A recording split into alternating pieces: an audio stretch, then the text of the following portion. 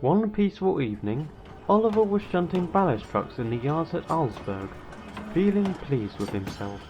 He had had a good day, and was looking forward to topping it off with some leisurely shunting, as well as a chat with the small railway engines. As he pushed the trucks into a siding, he heard a voice call out to him. Say, Oliver, what are those things? Oliver recognized the voice as coming from Rex. He looked over to see him near the ballast chute. What things? He asked. Behind the trees, on that siding. Curious, Oliver was uncoupled and puffed over to Rex to see what he was referring to. The siding in question was behind some bushes, and on it was a set of very strange objects. From a distance, Oliver couldn't quite make out what he saw on the siding. They looked like a line of large, dirty trucks. Naturally, Oliver's driver moved him across the yard so they could get a better look. When they stopped next to the siding, they stared in surprise. The objects weren't trucks. Instead, they were 6 old rusty tenders. Blimey! Exclaimed Oliver. Where did these come from? I have no idea, replied the driver. We'll definitely tell the Fat Controller about this tomorrow. Perhaps he'll find some use for them. The next day came, and the Fat Controller arrived to examine the tenders, along with some workmen. Oliver watched closely, and was a little confused. Not sure what he could use for those things, he thought. Eventually, the Fat Controller turned and walked up to Oliver. A very fascinating find, Oliver, he said. It's clear these tenders have seen better days, but I think I know what to do with them.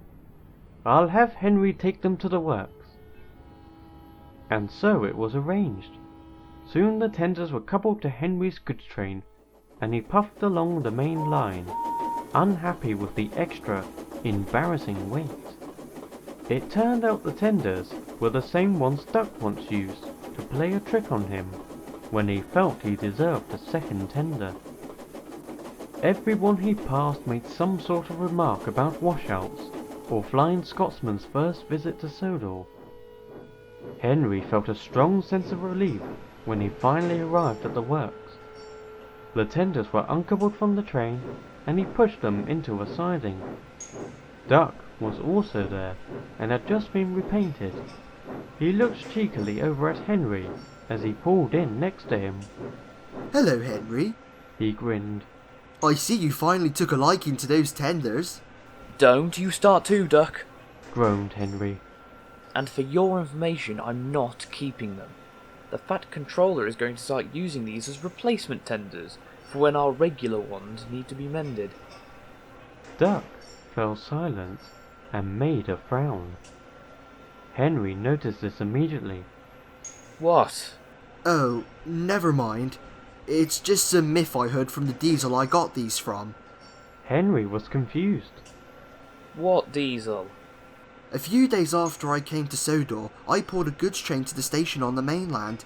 There, I offered to take those tenders from a diesel's goods train. But he warned me that they were, well, allegedly haunted. Henry stared at Duck. Then he started to laugh, and soon Duck did too. You don't really believe that, do you? Said Henry, catching his breath. No. As I said, it's only a myth. But as Henry left to continue his goods run, the Western engine looked back at the tenders with a look of concern. Well, I hope it is. For all our sakes. A few days passed, and the tenders were all cleaned, refurbished, and repainted in various northwestern colours. They were now ready for a new engine to claim them. Not long afterwards, James had to get a leak in his tender patched, and he was coupled up to one of the new tenders. James hated the one he was given. While it was thankfully his colour, it was only slightly smaller than Gordon and dwarfed him. It makes me look like a turtle carrying a rhinoceros on its back. he complained to the others that evening. I hear that's what Thomas said when he saw it. Chuckled Gordon. Ha! I only wish you was wrong. Never mind, James. Soothed Henry. It's only temporary. James sighed and went grumpily to sleep.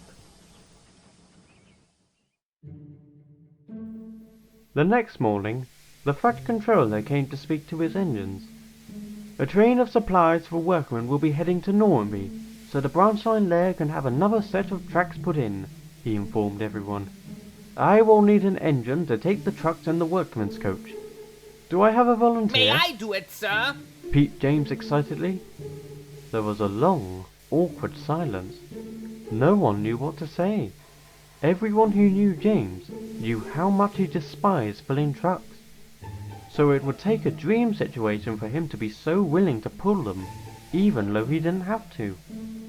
Even the Fat Controller couldn't believe it, but he tried to compose himself.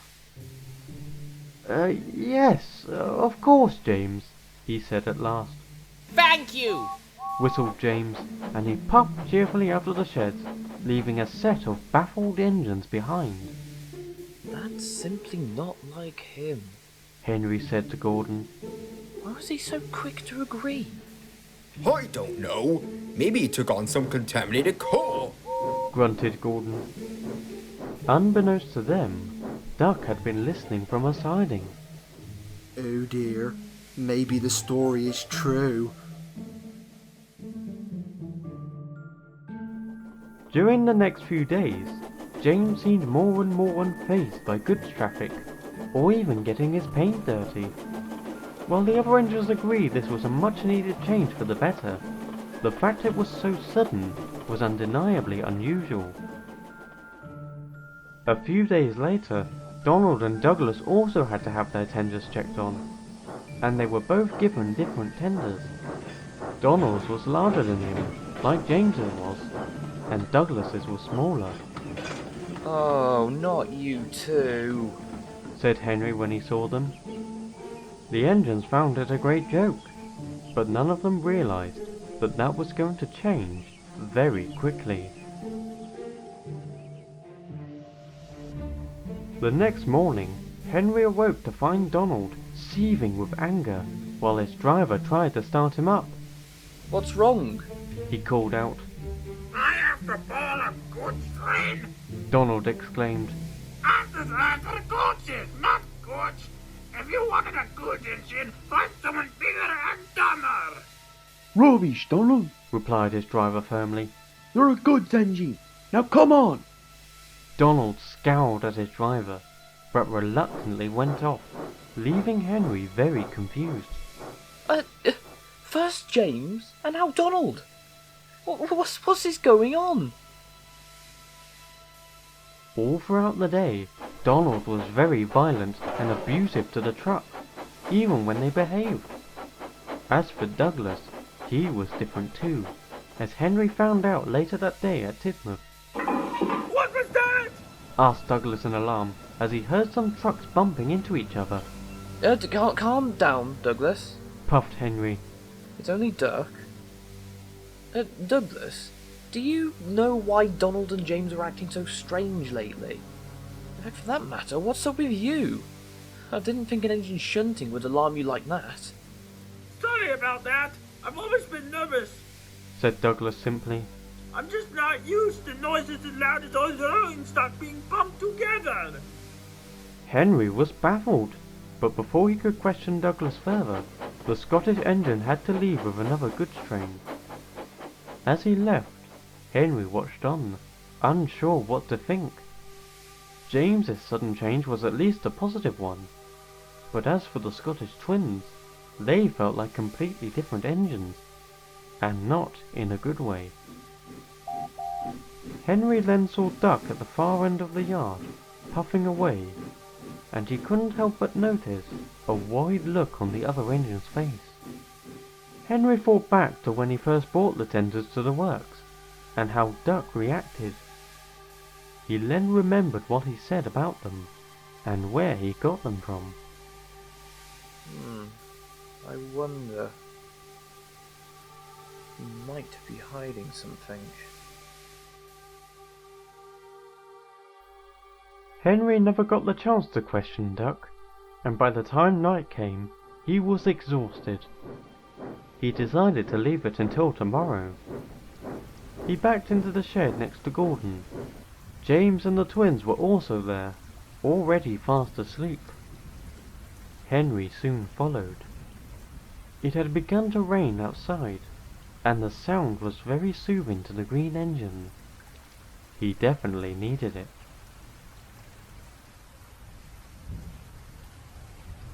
Get away! Henry and Gordon awoke in shock. The voice that just yelled was unmistakable.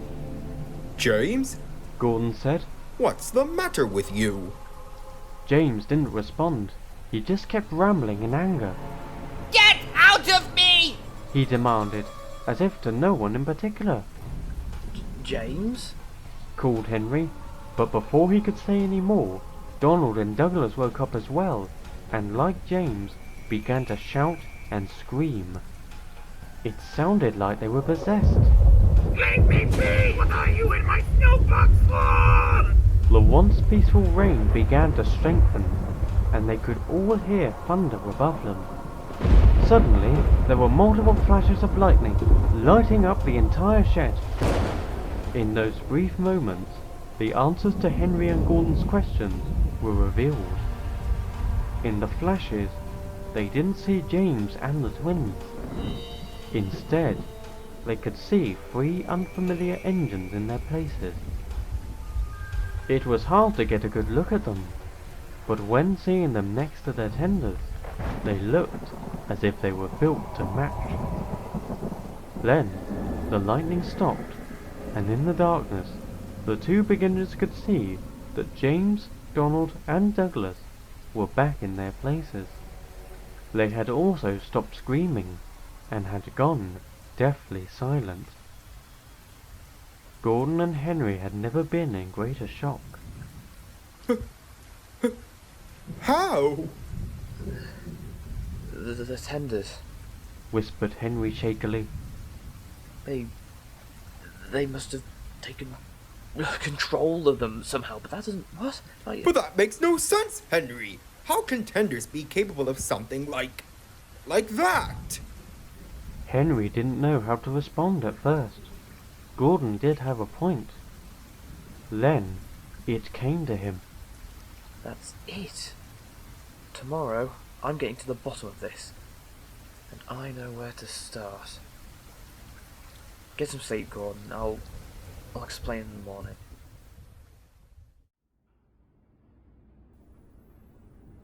The next morning, Doug was asleep and alone in his shed. Oliver was already out of his first passenger train, and Doug's first train wasn't due for another 2 hours.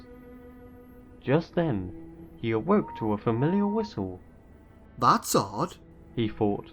What's Henry doing up here? Henry stopped outside the shed, and out of his cab stepped the Fat Controller. "Morning, Duck," he said. "We'd like to talk with you," Oh, yes, sir. replied Duck nervously. What is it? We want to know where you got those tenders. Said Henry calmly. Duck gulped. What happened? "James and the twins have acted strangely ever since they were given those tenders," explained the Fat Controller. "Henry told me that last night they were acting as if possessed by demons." Oh my! Are they okay? Henry looked down at his buffers. Well, they did eventually return to their normal selves, but they were deluded. They didn't seem to understand what just happened to them. They're still in the shed, but they've been uncoupled from the tenders, just to be safe. "Now, Duck," continued the Fat Controller, "I understand these tenders were the same ones you once used to trick Henry many years ago, and that you yourself were the one to bring them onto the island from a diesel on the other railway. I want to know, what did this diesel say about them?" Duck sighed.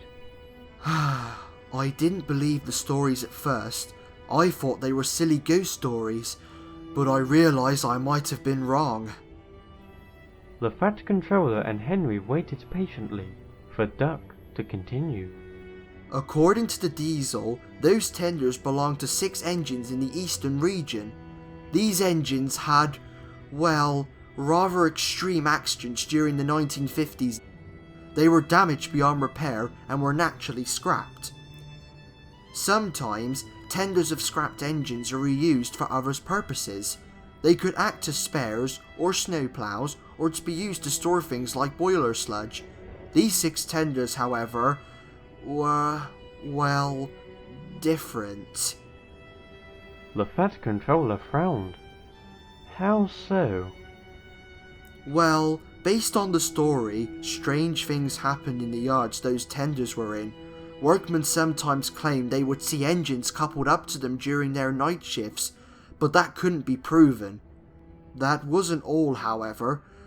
Some engines, when passing through the yards, said they could hear whistles and voices when there was no one around but them and their crews.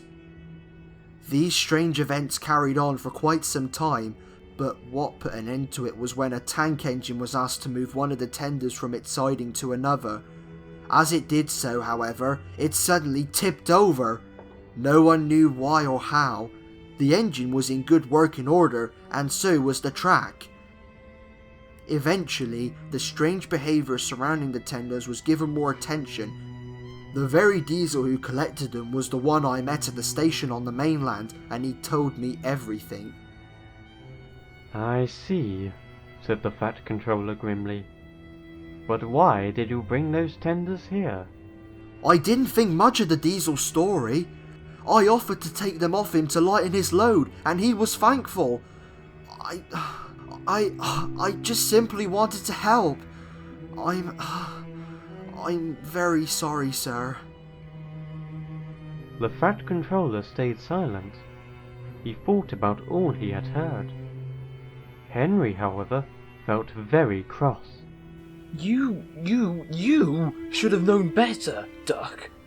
Even if it wasn't true, you still shouldn't have obtained them without telling the Fat Controller. You're lucky it was just James and the twins that were affected. That will do, Henry, interrupted the Fat Controller.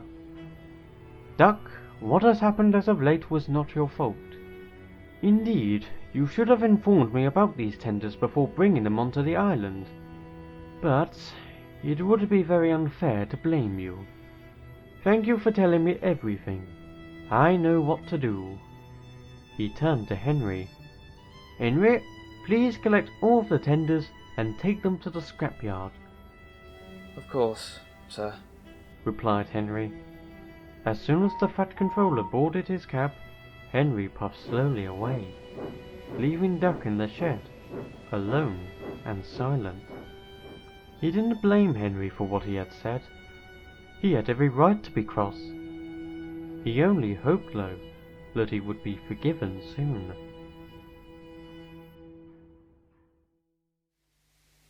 It took some time, but eventually Henry's train for the scrapyard was ready. A single truck was placed between the tenders and his own, just to be safe. He sat in the yard, waiting to go. He looked over at the sheds. James and the twins had been given back their original tenders, and were still in the process of recovering. How are you feeling? I was just trying to explain everything to them, Gordon said. And I honestly can't believe a single bit. Huffed James. I actually liked pulling trucks. Indeed you did. It was honestly a nice change. And a scary one. Still, it's good to see you back to how you really are. Just then, Henry's guard blew his whistle, and the green engine steamed away. It was a long, silent journey. Henry was lost in his thoughts, about the tenders, about their story, and most importantly, how they affected his friends. When he arrived at the scrapyard, he found the Fat Controller talking to some workmen. Ah, Henry, glad you got them here safely. I was just explaining the situation. They will get to work straight away, That's, good to hear that, sir. replied Henry quietly. The Fat Controller looked up at the green engine, taking note of his very downcast look. About earlier, he said slowly. I know you're upset, but you must know it really isn't Doug's fault. It was understandably a hard story to believe, and Doug would never want to harm anyone. Henry gave a long sigh. I know, sir. It's just seeing your friends suddenly become something they're not. The more I think about it, the more I realise how scary it is. The Fat Controller nodded.